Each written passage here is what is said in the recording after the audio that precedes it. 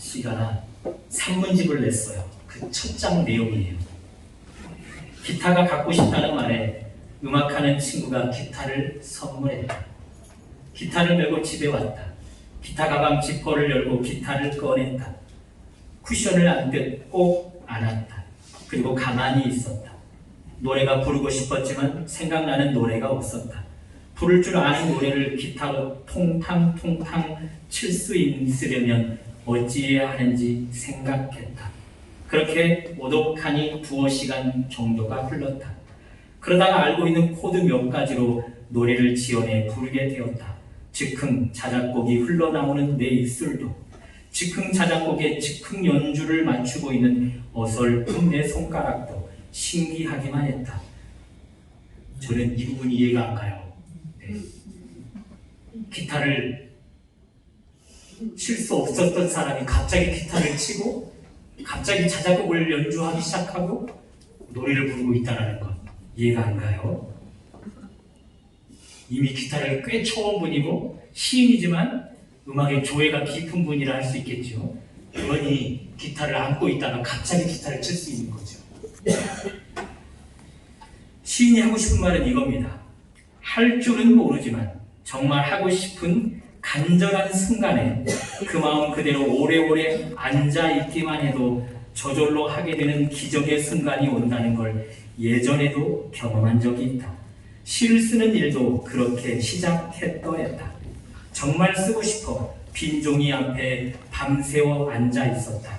그러다 나도 모르게 연필을 들었다. 시인의 세계 속에서는 빈 종이 그 위에 연필을 올려놓고 밤새도록 시상이 떠오르기를 기다린다. 시상이 떠올라지고 시가 써진다는 거죠. 시의 세계만 그럴까요? 영적인 세계는 더 그렇지 않을까요? 하나님 아버지를 믿는 영적인 세계, 여러분과 제가 뭔가 간절한 바람으로 기다리면 우리 하나님께서 여러분과 저에게 더 풍성한 영적 세계를 열어주시지 않겠습니까? 오늘은 그런 이야기를 해보려고 합니다. 고넬료 그가 베드로를 맞이하는데 그의 자세를 좀 살펴보려고 해요. 24절 이튿날 가이사랴에 들어가니 고넬료가 그의 친척과 가까운 친구들을 모아 기다리더니, 고넬료가 천사의 지시, 주의 사자의 지시를 받아 베드로가 있는 요빠로 사람을 보냈어요. 가이사랴에서 요빠까지는 약 50km, 걸어서 이틀 거리였나 봅니다. 돌아오는 시간까지 하면 나흘이 걸리겠죠. 베드로가 고넬료의 청을 받고 왔어요. 그래서 물어요. 왜 나를 불렀느냐고. 그랬더니 40절입니다. 30절 상반절. 나흘 전 기도 시간에 주의 사자의 지시가 있었다. 그렇게 이야기해요. 그러니 왔다 갔다 몇 시간이 걸렸다고요? 나흘이라는 시간이 걸렸어요. 하루는 24시간 곱하기 4 하면 4, 2, 8, 8, 4, 4, 8에 36? 96시간이잖아요. 빨리 계산해 주셔서 감사해요. 96시간. 길다면 길고 짧다 하면 짧은 시간. 우리 선생님이 이쪽에 한 명만 좀 앉아주셔서. 네. 짧다 하면 짧은 시간, 길다면 긴 시간. 이 고넬료 무엇하고 있었을까요? 퀴즈 나갑니다. 맞춰도 뭔가 드리는 건 없어요. 첫 번째, 기도했다. 두 번째, 24절에 있는 것처럼 친척들, 사람들을, 그리고 친구들을 끌어모았다. 3번, 기도도 했고 친척들과 친구들을 끌어모았다. 몇 번일까요? 3번. 가르쳐주지 않는데 어떻게 그리 잘하시는지. 저와 함께 사도행전 10장을 공부해 본 분들은 아시잖아요. 고넬료 항상 기도하는 자라. 성경이 그를 소개한 대로 그는 늘 기도하는 사람이었어요. 베드로를 청하기 위해 아랫사람들을 보낸 뒤 그는 계속해서 기도했어요. 나흘 동안. 천사의 지시를 따라 진행되어지는 일 순적하게 진행되게 해주세요. 베드로가 그를 청할 때 이 일을 수락하게 해주세요. 저의 사람들과 함께 이곳까지 올 때 그 길을 안전하게 지켜주세요. 그리고 베드로가 왔을 때 저 혼자 맞이하지 않기를 원합니다. 저의 친척들 그리고 저의 친구들 함께 베드로를 맞이하여 하나님께서 베드로를 통하여 우리에게 말씀하실 당신의 뜻 듣고자 합니다. 그러면서 기도했고 3일 동안 친척들, 친구들을 한 집에 모았던 것이죠. 요한복음 1장 우리 예수님이 빌립이라는 제자를 선택해요. 그 빌립이 주님을 따르게 됩니다. 그 뒤 동료 나다나엘을 찾아 나서요. 그래서 나사렛에 예수가 났다라고 빌립이 나다나엘에게 전하자 나다나엘이 하는 말, 나사렛에서 무슨 선한 것이 날 수 있겠느냐. 그 말에 빌립이 일침을 놓습니다. 와서 보라. Come and see. 그 일침 가운데 더 이상 나다나엘 아무런 말도 못하고 주님에게 나아왔고 주님을 만나 신앙 고백합니다. 이렇게 당신은 이스라엘의 임금이로소이다. 예수여 당신은 나의 왕이시며 이 나라의 참 주인이십니다. 그러면서 신앙 고백한단 말이죠.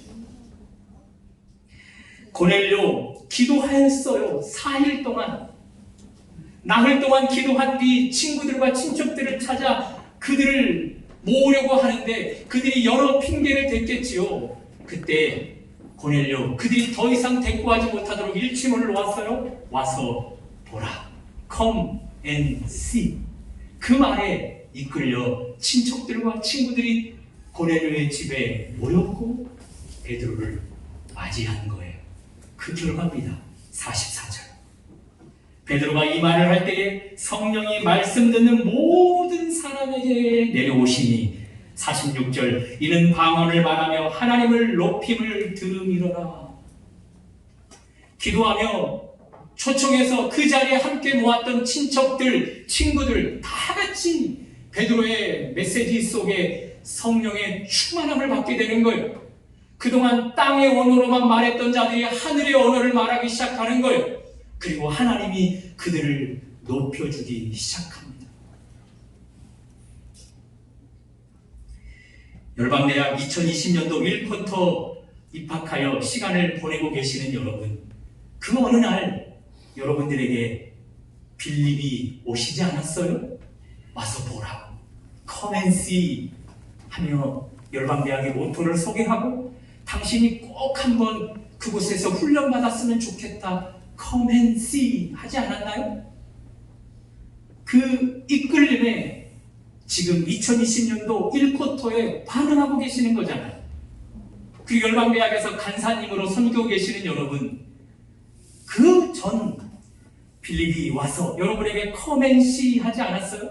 그 Come and see 소리에 이끌려서 1쿼터 학교를 진행했거나 혹은 사사문이 가운데 여러 학교를 졸업하고 지금은 간사로 배우면서 또 누군가에게 Come and see 하며 빌립으로 활동하고 계시지는 않는지요?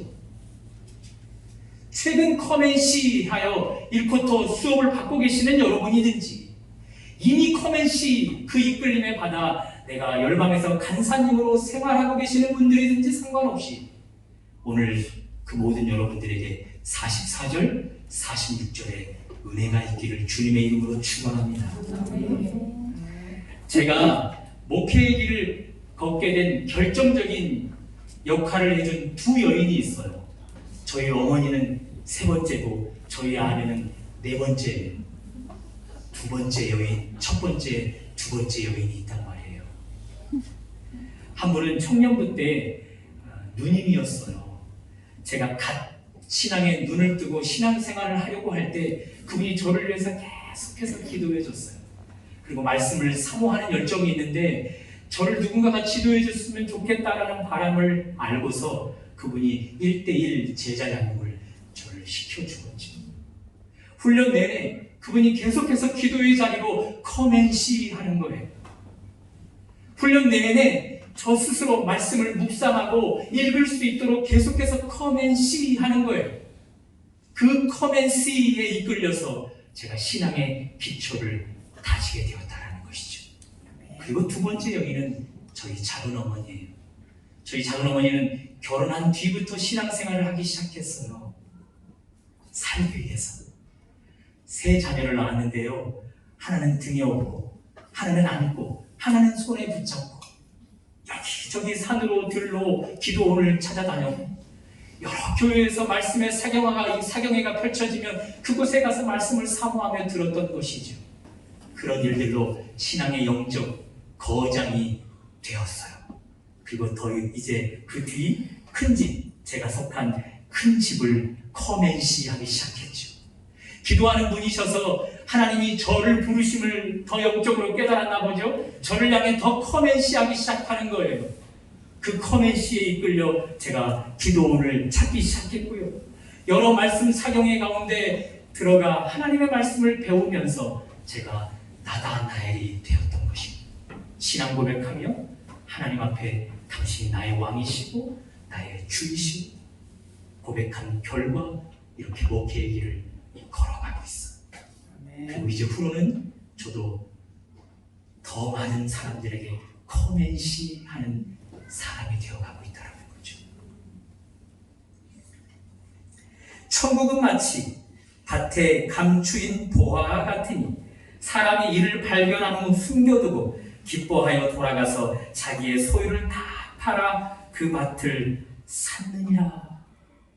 주의 사자의 지시 베드로를 청하라.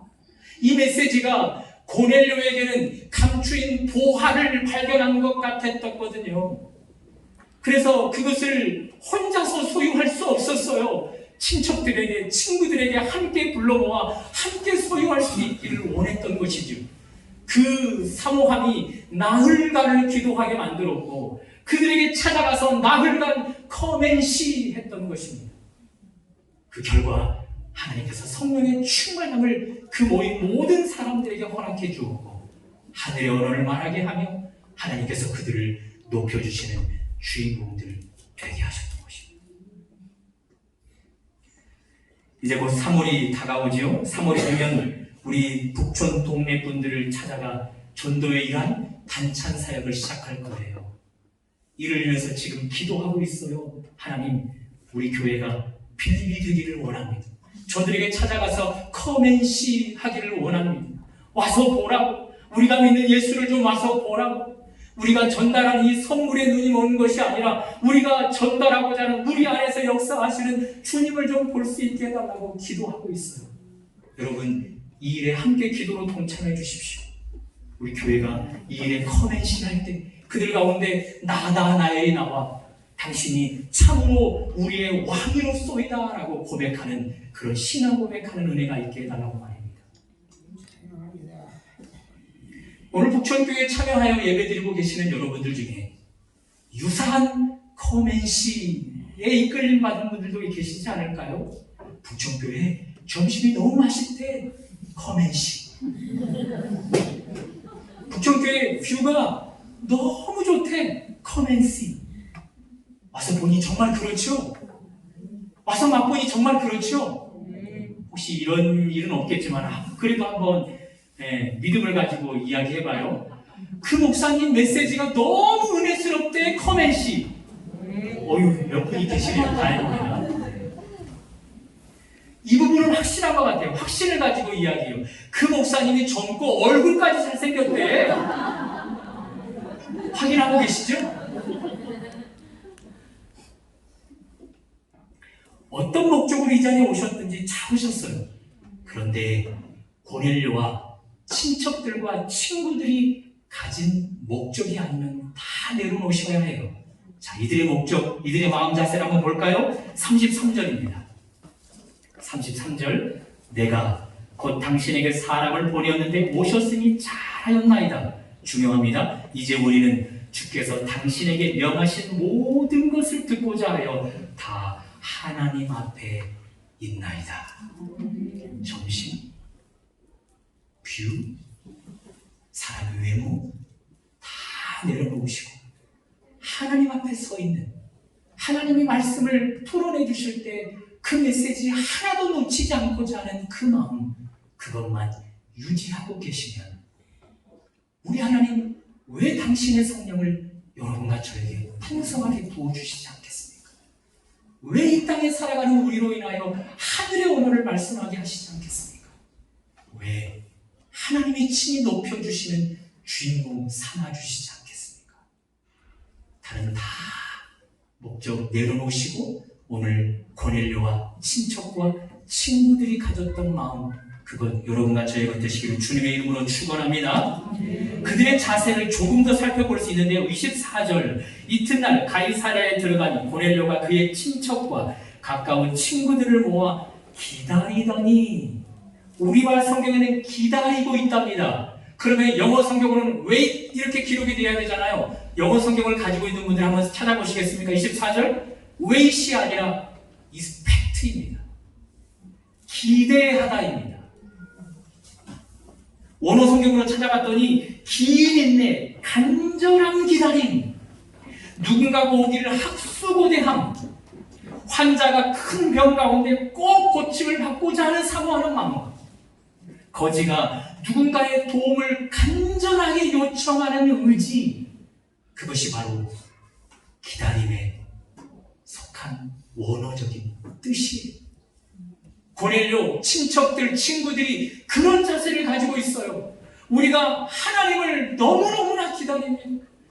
베드로를 통하여 당신의 메시지를 하나도 놓치지 않고 듣고자 우리가 간절히 학수고대합니다.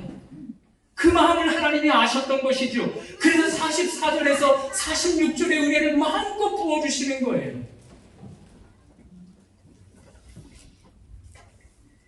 어떤 사람이 주일에 일어났어요.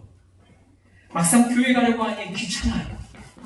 피곤도 하고 쉬고 싶기도 하고, 또 교회 가면 미운 사람들이 꼭 있잖아요. 한두 명. 괜히 그런 사람들 보면 은혜도 안 되고, 그래서 교회 가기가 싫었어요. 어머니가 되셨나 봐요. 어머니께 말씀드렸어요. 어머니, 저 오늘 하루만 교회 안 가면 안 돼요? 저희 아들이 가끔 저한테 그러거든요. 하루만 교회 안 가면 안 돼요. 그때 그 어머니 이렇게 말씀하십니다. 그래도 담임 목사가 교회는 가야지. 의미하는 바가 크지 않아요? 목회자인 저도 교회 가기 싫을 때가 있어요. 피곤할 때가 있어서 좀 쉬고 싶을 때가 있어요. 여러분들도 그렇잖아요. 한 주 내내 열방에서 열심히 훈련받다 보면 지치잖아요. 그래서 오늘만큼은 좀 쉬고 싶잖아요. 신종 코로나 바이러스가 창궐하는 이때에 조금 남들과 좀 접촉을 삼가해서 내 건강을 지키고 싶은 마음도 있잖아요. 그래도 예배는 드려야지. 피곤한 마음을 다잡아 오늘 이 자리에 오신 분들이잖아요. 그래도 교회 가야 또 점심 한 끼 때우지, 그런 마음 때문에 또 오신 분들이잖아요.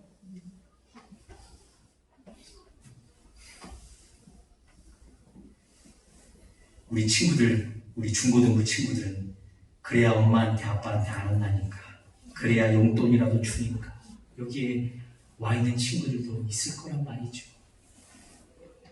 어떤 바람으로 이 자리에 오셨든지 괜찮아요. 그런데 그 바람 이제 다 내려놓으셔야만 해요. 고넬료와 친척들과 친구들이 가졌던 바람, 학수고대함, 간절하게 무언가를 바라는 그 마음으로 이 자리에 머물러 있어야 돼요. 하나님이 오늘 하늘문을 여시고 나에게 어떻게 역사하실까? 지금 나의 이 직면하고 있는 문제 가운데 하나님이 어떤 응답을 주실까? 오늘 나에게 당신의 성령을 부어 나에게 어떤 은사를 돋입혀 주실까? 나의 이 질병 가운데 하나님이 어떤 방식으로 치료하실까? 그런 사모하는 마음으로 우리가 이 자리에 머물러 있을 때 우리 하나님 당신의 성령을 마음껏 부어주십니다. 하늘의 언어를 말씀하게 하십니다. 우리를 높여주십니다. 여러분과 저의 영향력을 더 크게 하십니다. 고넬료의 자세 또 하나만 살펴봤으면 좋겠어요. 25절입니다. 마침 베드로가 들어올 때에 고넬료가 맞아 발 앞에 엎드려 절하니. 고넬료 군인이에요. 아무나 무릎 꿇지 않아요. 여러분 혹시 아십니까? 고넬료에게 주의 사자 천사가 방문했을 때도 그 무릎을 꿇지 않았던 고넬료였어요. 그런데 베드로 앞에서는 무릎을 꿇어버려요. 무엇이 베드로 앞에서 무릎 꿇게 만들었을까요? 주의 사자의 지시 가운데 펼쳐지는 일인 거잖아요. 하나님이 베드로를 보내 어떤 역사를 펼쳐줄지 모르잖아요. 그 기대감이 베드로 앞에 무릎으로 나아가게 했다는 것입니다. 1년, 2년, 3년, 자그마치 3년이나 비 한 방울 내리지 않았어요. 하나님이 약속한 시간은 3년 6개월이라는 시간이에요. 비 한 방울 내리지 않자 기근으로 죽어가는 사람들까지 나오기 시작합니다. 드디어 약속한 시간이 지났어요. 하나님의 사람이 기대하기 시작합니다. 드디어 하나님이 때가 되었기에 하늘문을 여시고 비를 내려주시겠지. 하나님의 사람 엘리야 그 사모하는 마음에 무릎을 꿇습니다. 오늘 고넬료처럼 말입니다. 무릎과 무릎 사이에 자기의 얼굴을 파묻고 납작 엎드립니다. 하늘문을 여시고 약속한 비를 내려달라고 말입니다. 그 하나님의 사람 엘리야의 기도를 들으시고 하나님 지중해 먼 곳에서 비를 머금은 먹구름을 보내어 기근으로 메말라 있던 땅을 적셔주십니다.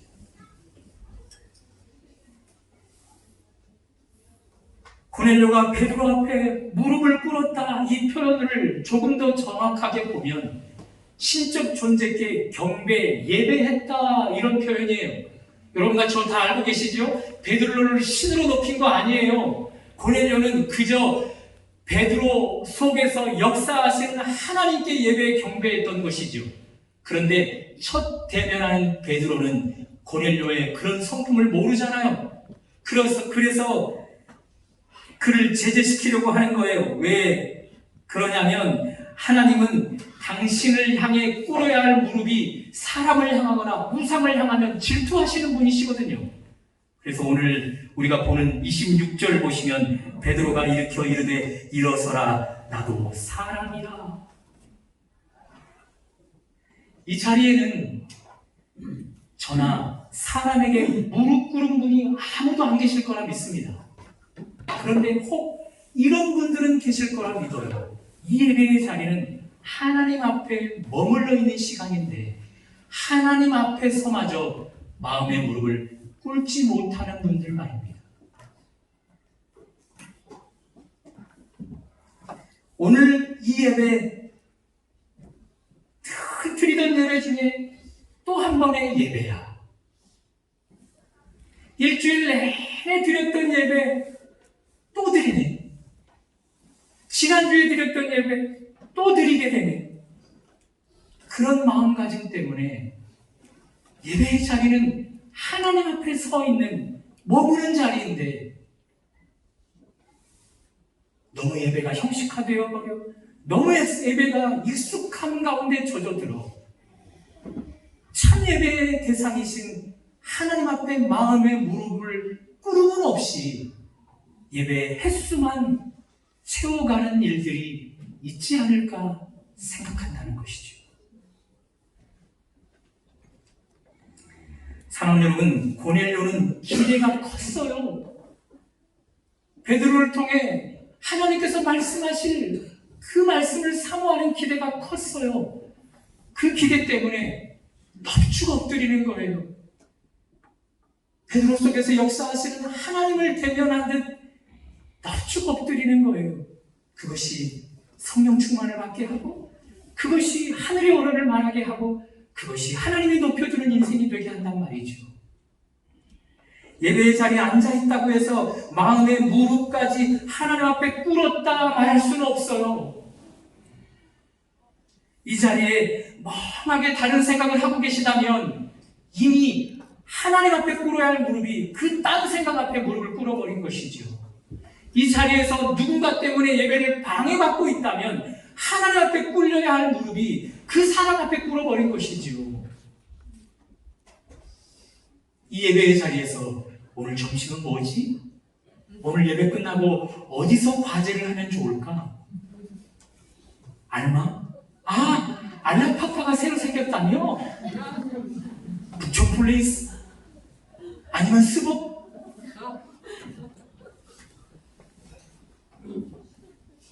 그러면서 마음이 그쪽으로 향하면 향할수록 우리 하나님을 질투하실 수밖에 없단 말이죠. 조심스럽게 기도하게 돼요. 북촌교회 점심이 너무 맛있어서 그 점심 맛이 여러분의 마음을 도둑질해 가버릴까봐. 제 설교가 너무 은혜스러워서 그럴 일은 없겠지만 여러분의 마음을 하나님에게서 도둑질해 버릴까봐. 제일 조심스럽게 기도하는 것은 교회가 너무 가까운 이점 때문에 빨리 예배 끝나고 점심 먹고 과제하러 가는 수단으로 이 교회가 사용되어질까봐 그것을 조심스럽게 기도하게 돼요. 사랑하는 여러분, 그 무엇도 여러분과 저의 마음, 생각, 지성을 빼앗아가면 안 돼요. 이 예배의 자리만큼은 오직 하나님이 주인이 되어서 우리의 무릎이 그 문 앞에만 무릎이 꿇려져야 하는 것이에요. 그 무릎을 모시고 우리 하나님은 당신의 은혜를 하늘문을 여시고 마음껏 부어주시는 거예요. 그럴 때 우리 입술이 세상의 것을 말하는 것이 아니라 하늘의 언어를 가지고 말하기 시작하는 거예요. 그럴 때 낯으로가 나를 높이는 것이 아니라 하늘의 하나님이 여러분과 저를 높여주시는 주인공 될 수 있게 되는 거예요. 단 모든 무릎을 꿇었던 대상에게서 그 무릎을 일으켜 세우십시오. 그리고 오직 하나님께만 그 무릎을 꿇어 드리십시오. 우리 하나님 44절, 46절의 은혜를 주실 것입니다. 이제 담임으로 목회를 시작한 지 딱 11개월째입니다. 이번 주가 11개월 차가 시작이 돼요. 별로 안 됐죠. 누군가가 물어요. 어떠세요? 지금도 제 입에서는 이런 이야기가 나가요.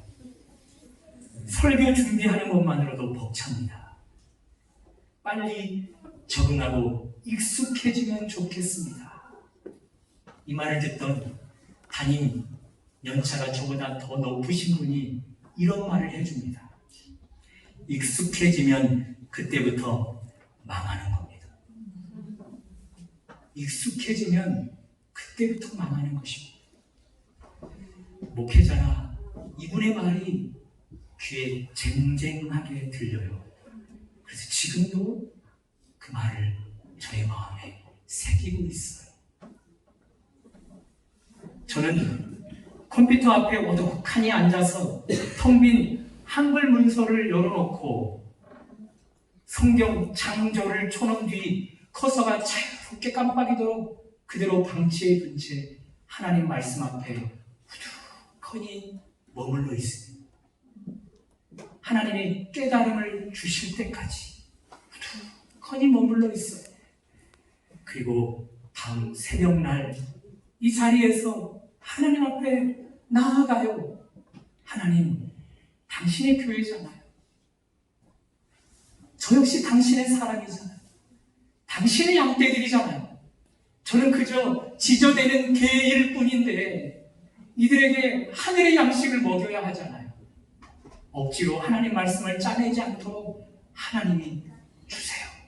사람의 목회, 사람의 교회 만들지 않고 하나님의 목회, 하나님의 교회 만들 수 있도록 저에게 하늘문을 열고 방문해 주세요. 그 사모함이 무릎을 꿇게 만들어요. 그 사모함이 더 하나님 앞에 무릎을 꿇게 만들고 더 머물러 있게 만들어요. 시인이 흰 종이에 연필을 올려두고서 밤을 새워가면서 한 편의 시상을 떠올리듯 그런 간절함으로 말입니다. 앞에서 말씀드렸어요. 제가 경험해 보아서 알아요. 기타는요, 그저 쿠션처럼 안고만 있다고 해서 이것을 내가 쳐보고자 간절하게 사모한다고 해서 몇 시간 동안 그렇게 하고 있다고 해서 쳐지는 게 아니에요. 결코 안 쳐집니다. 그런데 시의 세계에서는요, 시인이 흰 종이와 연필을 가져다 놓고 밤을 새가며 시상이 떠오르기를 기다리면요, 사람의 마음을 감동시킬 수 있는, 이 땅에서는 찾아볼 수 없는 다른 세계에 있을 것 같은 어떤 시상을 떠오르려고 하면 문득 그 시상이 떠올라진다니까요. 그런 시가 써져요. 영적인 세계는 더 그렇단 말입니다.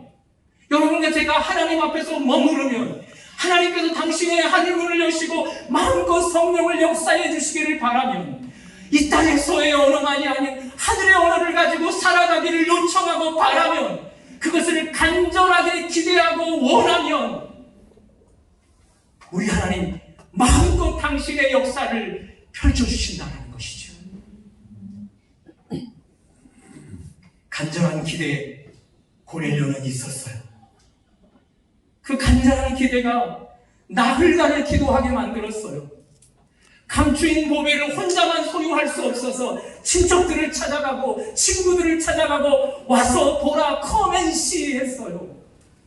그 사람들을 모아놓고 무릎을 꿇는 자세로 하나님을 기다렸더니 하나님이 기다렸다는 듯 하늘문을 여시고 당신의 성령을 마음껏 부어주시는 거예요.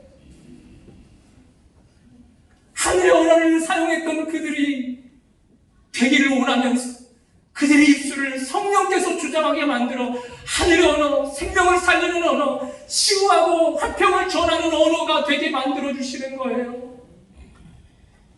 하나님이 그들을 높여주시는 거예요. 고넬료는 간절한 기대에 있었어요. 문제 없어요. 이제 우리가 문제예요. 여러분, 예배 시마다 익숙해져 간다면 그것만 하는 길입니다. 예배 시마다 형식화되어진다면 그것처럼 우리를 망가뜨리는 것이 없습니다. 귀하게 교회에 오시는 것, 간절한 기대를 가지고 나오십시오.